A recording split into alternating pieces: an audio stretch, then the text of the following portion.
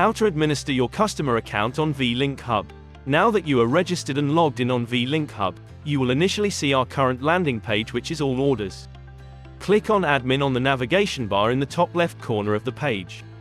Here you will see 3 separate function tabs: Account Settings, User Management and Pending Approvals. Let's go through Account Settings first. This will display your individual profile showing your email address, full name and encrypted password. You can amend the relevant fields by clicking on the pencil icon.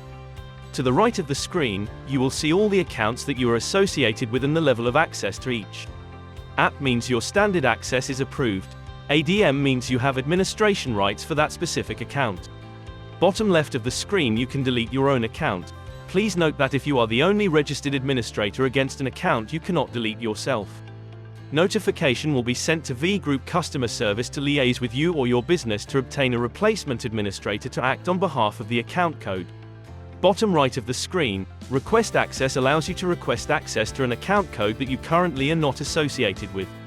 Once approved, the administrator of that account code can promote you to administrator if required. Now, pending approvals. This section will show all requests made for access to any account code that you act as an administrator for. You will also receive an email to advise of the request, and the navigation bar at the top of the page will show a notification next to admin to indicate there are actions outstanding and the number of requests. You will need to either accept or reject a request. The requester will receive an email notifying them of your action. They will then have immediate access to the system. Please note that when new users are accepted, an email will be sent to vGroup customer service to create a vLink online ordering login if not already live. Likewise, if access is revoked, an email will be sent to remove their access from vLink online ordering. Finally, let's head on to user management.